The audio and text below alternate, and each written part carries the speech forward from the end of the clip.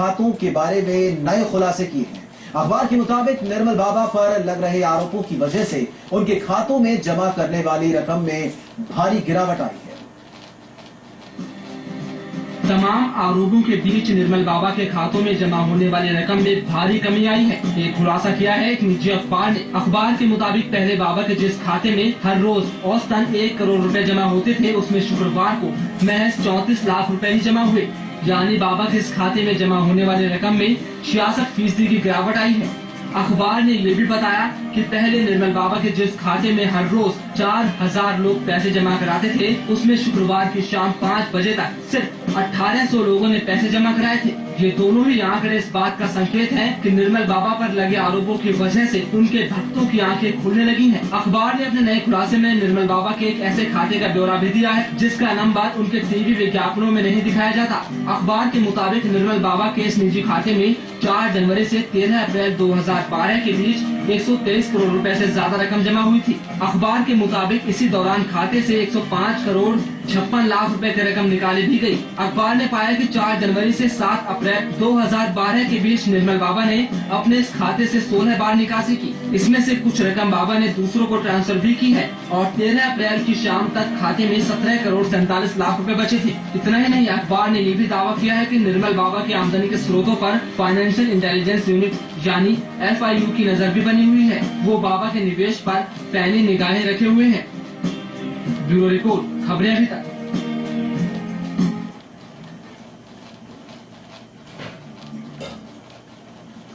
निर्मल बाबा 17 से 19 अप्रैल तक दिल्ली के तालकटोरा स्टेडियम में समागम करने वाले हैं, लेकिन यहां भी उनके पैसे वाले भक्त ही शामिल होंगे। यह अलग बात है कि बाबा ने अपनी कमाई को धड़ल्ले से बताया है। दिल्ली के तालकटोरा स्टेडियम में निर्मल बाबा समागम करने वाले हैं। 17 अप्रैल से 19 अप्रैल तक चलने वाले समागम में वही भक्त शामिल हो सकता है जिसके पास टिकट खरीदने के पैसे हो। हालांकि निर्मल बाबा उर्फ निर्मल सिंह नरूला जब एक निजी चैनल पर दिखे तो उन्होंने बिना किसी हिचकिचाहट के अपने खातों की जानकारी भी दी। बाबा ने कहा कि इस वक्त उनके खाते में तकरीबन 335 करोड़ रुपए जमा है और उन्होंने ये भी कहा कि अगर वो कमाएंगे नहीं तो खर्चे कैसे पूरे होंगे। हालांकि निर्मल बाबा के पास किसी भी सवाल के संतोषजनक जवाब नहीं थे, लेकिन लगभग हर सवाल पर ऊपर वाले की कृपा गिनाते नरूला ने पैसे इकट्ठा करने के कारणों का भी खुलकर जवाब दिया। उन्होंने बताया कि हॉल का किराया और दूसरे खर्च पूरे करने के लिए ही वो पैसा जमा करते हैं। वो जो कमाते हैं उसका टैक्स अदा करते हैं। उसके ऊपर की कृपा उसका प्रोप्राइटरशिप कंसर्न है, इसलिए वो इस कृपा के कंसर्न को जैसे चाहे वैसे रुपए में तब्दील कर सकता है। हालांकि नीलम कपूर को लेकर उन्होंने चुप्पी साध ली। दरअसल निर्मल बाबा ने नीलम कपूर से फ्लैट खरीदा है। उन्होंने उसके नाम पर ही बैंक अकाउंट खोल रखा है और वहाँ पैसे जमा कराते हैं। हालांकि बाबा ने साफ कहा कि वो चंदा नहीं लेते और 80G के तहत कर चोरी का धंधा नहीं करते। ब्यूरो रिपोर्ट, खबरें अभी तक।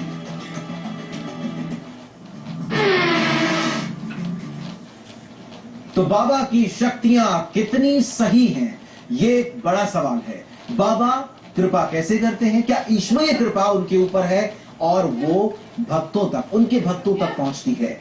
क्या है इसके बारे में बड़ा ही रहस्य बना हुआ है कि आखिर कैसे लोगों की मनोकामना पूरी हो जाती है, कैसे लोग जो मांगते हैं बाबा से वो पूरा हो जाता है और कैसे बाबा लोगों की इच्छाएं पूरी करते हैं, उनकी मनोकामना पूरी करते हैं। ये अभी भी एक बड़ा सवाल बना हुआ है। लेकिन जिस तरह से उनकी कमाई सामने आई है उसको देखते हुए तमाम तरह के सवाल खड़े हो गए हैं। क्या ये कृपा के पीछे कोई बड़ा खेल तो नहीं है?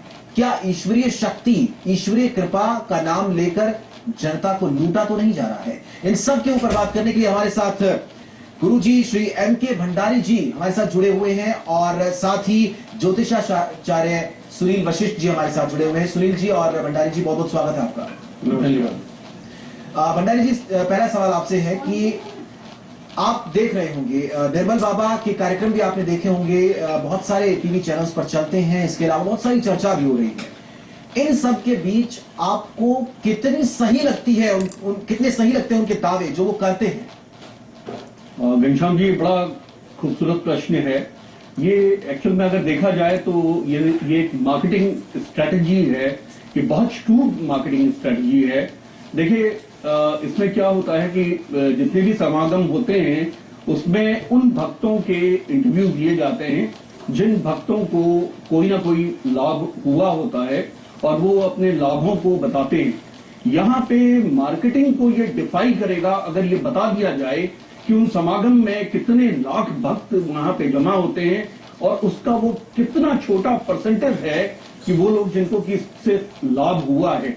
लोग जो है इस बात पे भ्रमित हो जाते हैं कि अगर उन्होंने 10 लोग या उन्होंने 15 लोगों की वाणी को सुना, उन्होंने उनकी बातों को सुना और उन्होंने देखा कि साहब उन 10 लोगों के जीवन में आमूल परिवर्तन आया है, तो वे समझते हैं कि बाबा का कोई बहुत बड़ा चमत्कार है।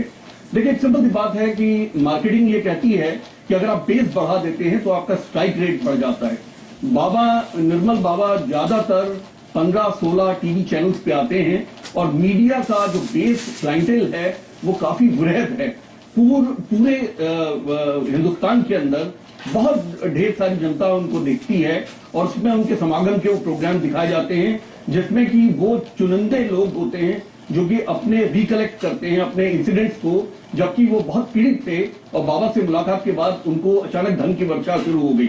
अगर मार्केटिंग के पॉइंट ऑफ व्यू से ये अगर बता दिया जाता कि कितने लाख लोगों ने पैसे जमा किए और दसवन जमा किए, जैसे कि अभी मैं आपकी रिपोर्ट से मैं देख रहा था कि 1 करोड़ रुपए प्रतिदिन का वहां जमा होता है, इसका मतलब कितना बड़ा एक बेस है जो लोग पैसा जमा कर रहे हैं और उसका कितना स्मॉल परसेंटेज है। देखिए नॉर्मली ज्योतिष के अंदर, चूंकि मैं ज्योतिष का एक शिक्षक हूं और पिछले 10 वर्षों से ज्योतिष पढ़ाता हूं, हमेशा लोगों की दशाएं बदलती हैं। कभी कभी अच्छी दशाएं जब आने लगती हैं तो उस समय व्यक्ति के जीवन में खुद आमूल परिवर्तन हो जाता है। ये कोइंसिडेंटल है कि वो जो 10% या 5% लोग जिनको निर्मल बाबा को दफन जमा कर और समागम में इकट्ठा होके उनके जीवन में कुछ परिवर्तन आए हैं, तो वो उनकी दशाओं के द्वारा परिवर्तन हुए हैं और उन्हीं चीजों को फोकस किया जाता है।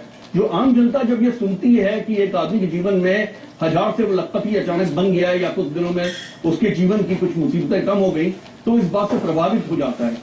घनश्याम जी, इस बात को आप समझिए कि हम कोई सोमालिया नहीं है, हमारे वहां पे कॉस्मोपॉलिटन कल्चर है। हर व्यक्ति को सभी आराम और सुख सुविधा की चीजें दिखाई पड़ती हैं। एक आदमी के पास 10 गाड़ियां हैं तो एक आदमी सिर्फ गाड़ी साफ करने के काम में लगा हुआ है, यानी एम्बिशन उसका भी है, उसको भी वो चीज दिखाई पड़ती है कि जीवन के सुख सुविधा, सामान, अमीरी के रहने के ढंग उसको दिखाई पड़ते हैं। इसलिए उसका एम्बिशन का लेवल जो है अपने पास पड़ोस, अपने परिप्रेक्ष्य को देखकर उसका एम्बिशन होता है। जब वो इस तरह के समागम में कुछ चुनिंदे लोगों की बातें सुनता है कि बाबा को दसवन दे देने से उनके जीवन में एक परिवर्तन आया है, तो उसके मन में भी एक मोह, एक लोभ आता है और वो लोभ के तहत वो पैसा जमा करता है। अगर इसका एक सैंपल सर्वे करवाया जाए कि कितने लाख लोगों ने बाबा को पैसे जमा किए और कितने कम लोग, यानी कि 100 लोग और 200 लोग जो कि समागम के अंदर ये बोलते हैं कि हमें लाभ हुआ है, तो आप देखेंगे ये पिटंस परसेंटेज है। बिल्कुल। सुनील जी, आप क्या कहेंगे? आपने भंडारी जी की बात सुनी पूरी, आपकी नजर में क्या है ये दावे जो निर्मल बाबा करते हैं, लोगों के सामने करते हैं, कहते हैं कि मैं आप लोगों की समस्या दूर करूंगा, क्या वाकई में उनकी बात में दम है, कुछ वजन है? सबसे पहले तो हमें वैदिक संस्कृति के मूल स्वरूप को समझना होगा कि जहाँ पर हमारे ऋषि मुनियों ने उपासना खंड के ऊपर बहुत ज्यादा मेहनत की, परंतु साथ में हर जगह ये लिखा गया कि अपनी उपासनाओं को, अपनी साधनाओं को, अपनी दिव्य शक्तियों को छुपा कर रखना चाहिए, ना कि उनकी मार्केटिंग करनी चाहिए। ये जिस प्रोग्राम के तहत ये कार्यक्रम चलाया गया उसका नाम ही थर्ड आई। थर्ड आई का मतलब है छठी इंद्री। छठी इंद्री का अर्थ है कि आपको चीजों का आभास हो जाना, पूर्वाभास हो जाना। यह कला हर व्यक्ति के अंदर कुछ न कुछ रूप में होती है। जैसे कि आप स्वयं देखते होंगे कि आपको भी कभी कभी आभास हो जाता है कि ये सामने वाला व्यक्ति किस प्रकार का है, ये दुखी है या सुखी है। पर कुछ लोग इस पावर को डेवलप कर लेते हैं, परंतु जो इस पावर का इस्तेमाल गलत तरीके से किया गया, उसकी मार्केटिंग की गई है, यह चीज बहुत ही गलत है। और शायद मेरा ये मानना है, जिन शक्तियों की, जिन कृपा की बाबा बात कर रहे हैं, वो शक्तियां ही इन पर खुद पर स्वयं पर भारी पड़ गई है। इन्होंने दसवंत देने की जो क्रिया बताई, इन्होंने दूसरे के धन को तो शुद्ध बना दिया, पर खुद के धन को शुद्ध करने का कोई मार्ग इन्हें नहीं सूझा है और वही शक्तियां उनके खिलाफ आज उठ करके खड़ी हो गई हैं। शायद ये किसी नोबल कॉज के लिए, किसी नोबल काम के लिए अगर ये पैसा इकट्ठा करते, पब्लिक को बताते कि मुझे कोई स्कूल बनाना है, कॉलेज बनाना है, धर्मशाला बनानी है, हॉस्पिटल बनाना है, गरीबों की मदद करनी है, तो शायद इनके धन की विशुद्धि आ जाती। परंतु हमारे तंत्र शास्त्र में भी लिखा है कि अपनी उपासनाओं को, अपनी कृपा पर, जो साधना करने के दौरान जो कृपा बरसती है, जिसके बारे में बाबा कहते हैं कि उनके ऊपर कृपा बरसती है, डेफिनेटली बरसती होगी। क्योंकि ऐसा नहीं है कि कृपा नहीं होती है। जो भी व्यक्ति परमात्मा का नाम जपता है, ध्यान करता है, उस पर कभी न कभी कृपा होती है, पर उस कृपा के माध्यम से आपको धन अर्जित नहीं करना चाहिए। क्योंकि एक छोटा सा एग्जाम्पल मैं यहाँ पर देना चाहूंगा कि जैसे हमारे यहाँ पर एक जिसको कहते हैं कि झाड़ा देना, एक आशीर्वाद लेना। आप मंदिर में जाते हैं, मस्जिद में जाते हैं, कहीं दरगाह पर जाते हैं, तो जो फकीर लोग होते हैं वो आपको एक आशीर्वाद के रूप में मोर की पंख से आपको एक आशीर्वाद देते हैं। वो उसके नाम का वहां पे चार्ज नहीं किया जाता, और कहा जाता है कि वो झाड़ा लगेगा ही नहीं जिसका चार्ज लिया जाता है। अर्थात जो कृपा, वो जो दैविक शक्तियों की कृपा वहां पर हो रही है, उसके नाम का चार्ज नहीं किया जाता।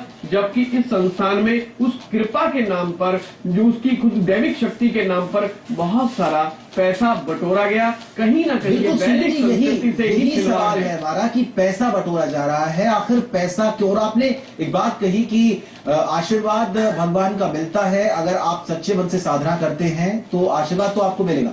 लेकिन सवाल ये है कि आशीर्वाद उनको मिलेगा या फिर जो 100 हजारों करोड़ों लाखों लोग आ रहे हैं उनको आशीर्वाद मिलेगा? उनको कैसे आशीर्वाद देते हैं? वो कहते हैं कि मेरे ऊपर ईश्वरीय कृपा है और ये कृपा मैं लोगों के ऊपर करता हूं, उनके काम सिद्ध हो जाते हैं, उनकी समस्याएं दूर हो जाती हैं। तो एक इंसान कैसे ये दावा कर सकता है कि साहब मैं आपको आशीर्वाद दूंगा और आपका बेड़ा पार है? विशाल जी, मैं इसमें थोड़ा सा इंटरप्ट करना चाहूंगा। वो ये है कि हमारे शास्त्रों में लिखा है, उद्योगिनम पुरुषस सिंगम मुपेतु लक्ष्मी, यानी कि जो व्यक्ति प्रयत्नशील होता है या जिसके प्रावस होती है या बाहुबल होता है या जो प्रयत्नशील होता है, लक्ष्मी उसके अधीन होती है। इसीलिए ज्योतिष के अंदर नवम भाव जो कि भाग्य का भाव है, उस भाव को देखता हुआ जो भाव है वो प्रयत्न का भाव है। यानी कि प्रयत्न के भाव में बैठा हुआ जो ग्रह होता है वो भाग्य को देखता है और भाग्य के भाव में बैठा हुआ ग्रह प्रयत्न के भाव को देखता है। यानी जिस व्यक्ति का भाग्य बढ़ता है उस व्यक्ति का स्वतः ही प्रयत्न बढ़ जाता है, या जिस व्यक्ति का प्रयत्न का भाव बढ़ता है उसका स्वतः ही भाग्य बढ़ जाता है। मेरे मित्र सुनील वशिष्ठ जी ने बहुत अच्छी बात बताई। उन्होंने बताई कि उनके बारे में जिनकी कुंडलिनी जागृत हो जाती है, कहीं इस बात से कोई गलतफहमी ना निकल जाए। वो ये नहीं कहना चाहते कि निर्मल बाबा, उन्होंने उन महात्माओं के बाबत ये बात बताई जिनकी की थर्ड आई, जिनकी एक्चुअल में जिनकी इस तरह की खुल जाती है और वो इस तरह की काम करते हैं। उन्होंने बहुत अच्छा बताया कि जिस समय व्यक्ति की जो है कुंडलिनी जागृत हो जाती है तो वो इतना सरोबार हो जाता है बल के द्वारा कि वो दूसरों का भला करने में सक्षम हो जाता है। लेकिन वो बिल्कुल भी ये नहीं कहना चाहते कि निर्मल बाबा के साथ में ऐसा हुआ। जैसे मैंने आपको बताया कि बहुत शूर मार्केटिंग स्ट्रेटजी का एक पार्ट था, क्योंकि मीडिया एक बहुत बड़ा बेस बनाता है, यानी देखने वाले दर्शकों की का एक जमावड़ा हो जाता है और वो प्राइम टाइम पे आते थे बहुत से चैनल्स में, और उसमें वो फोकस ये किया जाता था दो बातों पे उनके द्वारा। एक तो दसवंत के बारे में कि वो दसवंत देने से ही उनको कृपा मिलेगी, और दूसरा उनके ऊपर फोकस किया जाता था जिनके जीवन में परिवर्तन हुआ है, जो कि एक बहुत फिटेंस परसेंटेज रहा होगा। मेरे हिसाब से अगर 1 करोड़ रुपया अगर जमा हो रहा है और जो कि दसवंत है, तो इसका मतलब है कि 10 करोड़ रुपया अगर किसी व्यक्ति की कमाई होती है तो आप ये समझिए कि वो दसवंत जमा कर रहा है। यानी कि कहने का मतलब है कि उसका कितना बड़ा लार्ज बेस है लोगों का जो देख रहे हैं और वो इस पैसे को जमा कर रहे हैं। यानी कि ये एक तरह की भेड़ चाल हो गई है। वो सिर्फ इस मिराज के पीछे या सिर्फ इस वृत्त तृष्णा के पीछे भाग रहे हैं कि जैसे कि कुछ लोगों के जीवन में आमूल परिवर्तन हुआ है, अगर हम भी दसवंत जमा करेंगे तो हमारे जीवन में भी इसी प्रकार का परिवर्तन होगा। लेकिन ये याद रखिएगा कि प्रयत्न के बिना कुछ नहीं मिलता, प्रयत्न के बिना धन नहीं मिलता। दूसरा मैं घनश्याम जी इस बारे में भी कहना चाहूंगा, क्योंकि कभी कभी जो अच्छे जो पहुंचे हुए महात्मा होते हैं वो महात्माओं की बातों से भी लॉजिक और एक राशनल पता चलता है। वो लोगों के बारे में बात करते हैं तो उनको वेद की, धर्म की, सनातन धर्म की, बातें बताते हैं, वो धार्मिक बातों में लोगों को उस तरफ को उनसे विमुख नहीं करते। यहाँ बाबा ने जितनी भी बातें की हैं उसमें विमुख करने की कोशिश की है, उन्हें धर्म के मार्ग से भटकाने की कोशिश की है, और उन्होंने जो है कुछ ऐसे उपाय दिए हैं जो कि उपाय बहुत इलॉजिकल हैं। यही बताता है कि हिंदुस्तान के मासेस किसी भी ढकोसले में वो कितने गलेबल हैं, यानी कि वो कितने लेम हैं, कितने गलेबल हैं कि वो इतने भटकाव में आ सकते हैं कि क्या छोले खाकर, क्या छोले भटूरे खाकर, क्या समोसे खाकर, या क्या पानी पूरी खाके किसी व्यक्ति के जीवन में कोई परिवर्तन आ सकता है। आप ये बताइए, अगर ऐसा होता तो आज पानी पूरी बेचने वाले सभी करोड़पति होते और मुकेश अंबानी जी के साथ में बैठे होते। मुकेश अंबानी जी अपनी एक कंपनी खोल लेते पानी पूरी की, लेकिन ऐसा नहीं होता है। ये गलत बात है और ये बहुत इलॉजिकल बात है जो बताती है कि हिंदुस्तान की जनता, अमूमन हिंदुस्तान की जनता बहुत सीधी है। जैसे हिंदुस्तान की जनता के बारे में कहा जाता है कि बहुत भोली भाली जनता है। बिल्कुल भोली भाली जनता है, और कैसे जनता को बेवकूफ बनाना है ये शायद निर्मलजीत सिंह नरोला जैसे शख्स अच्छी तरह से जानते हैं, और इस तरह से कर भी रहे हैं। हमारे साथ हमारे चीफ एडिटर सुभाष चौधरी जी जुड़ चुके हैं, उनके पास चलते हैं, सीधा फोन लाइन के जरिए हमारे साथ जुड़े हैं। सुभाष जी, जिन लोगों की समस्या का हल हो चुका है, ठीक है कि ये बातें हमने बताई कि इतने करोड़ रुपए उनके अकाउंट में जमा हुए, वो पहले समागम के अकाउंट में, उसके बाद ट्रांसफर किए गए पर्सनल अकाउंट में, वो पैसा कहां जा रहा है, क्यों आ रहा है, क्या इस्तेमाल में आ रहा है, ये तमाम तरह के सवाल हैं। लेकिन सवाल यहां पर आकर थम जाता है कि करोड़ों करोड़ों की संख्या में उनके भक्त हैं जो कि उन्हें देखते हैं, सुनते हैं और विश्वास करते हैं उनके ऊपर। उन लोगों में से कुछ परसेंटेज ऐसी होगी जिनकी समस्याएं वाकई में हल हो गई होंगी। ठीक है कि वो अपने आप हल हो गई होंगी या उनके आशीर्वाद से हुई या ईश्वर की कृपा से हुई, कैसे हुई वो एक अलग सवाल है, लेकिन जिनकी हल हो गई वो लोग तो विश्वास करेंगे उनके ऊपर। इस समस्या का हल कैसे निकले? देखिए, इतना बड़ा हिंदुस्तान है और इतनी बड़ी जनसंख्या है लोगों की, और इस धरती पर जो व्यवस्था है उस व्यवस्था में निश्चित रूप से करोड़ों की संख्या ऐसी है जो अपने सांसारिक जीवन से संतुष्ट नहीं है, और हर किसी का अपना एक लक्ष्य है और उस लक्ष्य की ओर वो आगे बढ़ना चाहते हैं, चाहे वो आर्थिक हो, नौकरी से संबंधित हो, प्रोफेशनल हो या और कोई भी हो। मगर सवाल है कि निर्मल बाबा ने अपना थर्ड आई ऑफ निर्मल बाबा की बात उन्होंने कही है। मैं बजाय उनके इनकम की ओर उन पर सवाल खड़ा करने के, मेरा ये कहना है आध्यात्मिक दृष्टि से इन लोगों ने वास्तव में थोड़ा लेश मात्र भी अगर अध्यात्म का थोड़ा भी उनको अगर ज्ञान होगा तो वो निश्चित रूप से इस बात से वाकिफ होंगे कि थर्ड आई ऑफ निर्मल बाबा, क्या निर्मल बाबा भगवान शंकर हैं? वेद में, हमारे यहाँ धार्मिक ग्रंथों में भगवान शिव के बारे में त्रिनेत्रम कहा गया है, तो क्या ये दूसरे शंकर भगवान इस धरती पर अवतार ले लिए गए?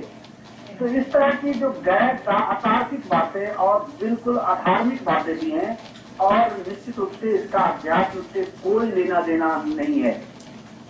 इसके पीछे एकमात्र उनका कारण है केवल पैसा कमाना।